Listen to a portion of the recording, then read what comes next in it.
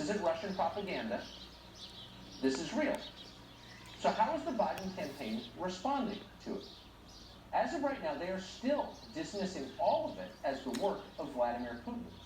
This was a Biden surrogate on Fox News today. Watch this.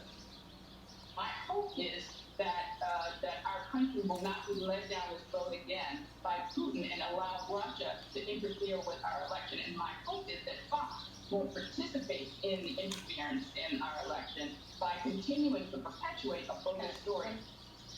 Okay. So Fox News is interfering in the election by bringing you the news. Legitimate news with eyewitnesses, with uncontested documents.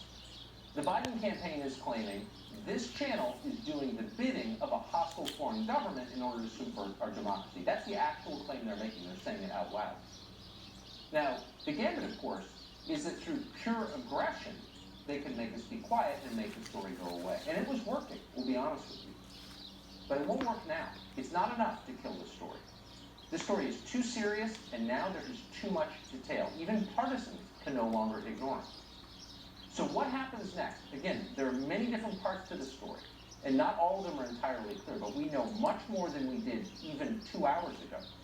And so for the latest in this, we go as we have for the last several days in Miranda Devine. She works at the New York Post, which initially broke the story of Hunter Biden's business dealings with foreign countries and his father's involvement in those. Miranda Devine joins us now. Miranda, thanks so much for coming on.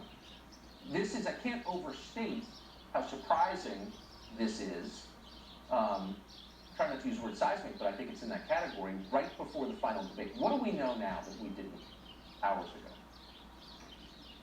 Well, our story 8 days ago has just opened a Pandora's box, and it's prompted people like Tony Bobulinski to come forward and to talk to the Senate Homeland Affairs Committee, and to also show the contents of those 3 phones that he just displayed. And on those phones are so many emails, WhatsApp messages, text messages between him and his partners, which were Hunter Biden and another guy called James Gilliard. Now, there is just incontrovertible evidence here that Joe Biden was involved and knew that his brother, James Biden, and his son, Hunter Biden, were operating this cash for influence scheme with overseas companies, with Chinese companies, with communist China, to leverage millions of dollars on the Biden name. And you've done a very good job of summarizing a lot of that material. We saw Tony Bobulinski shortly, just a few minutes ago, and he is a very credible guy. He is strong, he is honest, he is a former lieutenant in the Navy, he is formerly just donated to Democrat causes. So this is not a partisan person, this is not someone you can dismiss as a Russian agent like they have with Rudy Giuliani. I have to say, and perhaps there's some self-interest involved in this, but I am very bothered by the willingness of the Biden campaign to accuse news outlets, the one that you work for, the one that I work for, of doing the bidding of a hostile foreign government to interfere in American democracy. These people could be in charge of the federal government very soon. That could happen. What does this tell us about their willingness to stifle the free press in order to gain political power? It tells you that they're utterly desperate, and it also tells you that they are confident that the rest of the media will back them up and allow them to attack us as Russian agents and peddling Russian disinformation. But if you actually just honestly look at their response, it has been Joe Biden has hidden away for a week since our story broke. He has not answered any question. What this shows is that he's been lying about his knowledge of his son's business at the very least. This is no longer about Hunter Biden, it's about Joe Biden. And the Biden campaign statement that they put out tonight is very curiously parsed, and that tells you everything. What he says is that there's no indication that he received any money.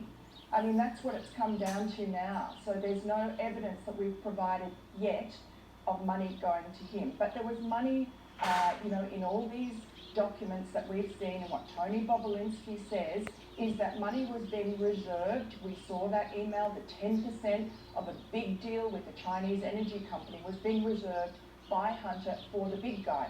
And Bobulinski has confirmed that the big guy was Joe Biden. So there are so many questions that need to be asked. And, Joe Biden could easily clear it up by coming clean and talking to us. It's unbelievable that no one else in the media is covering this.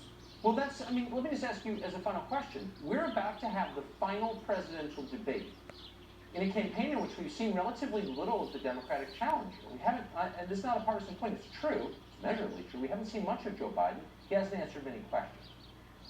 Can we actually have a presidential debate where breaking news that just emerged, an eyewitness, a credible eyewitness, a former naval officer, is completely ignored in the debate? Can that actually happen by the moderator? Well, let's see. I would not be surprised at all. And also, we'll probably see, as we did in the first debate, that the moderator will shut down President Trump when he tries to raise it. And, now she has a mute button. It's hard to see how we return to a normal media landscape after this. It's never imagined we'd live in a country like this. Miranda Devine, thank you.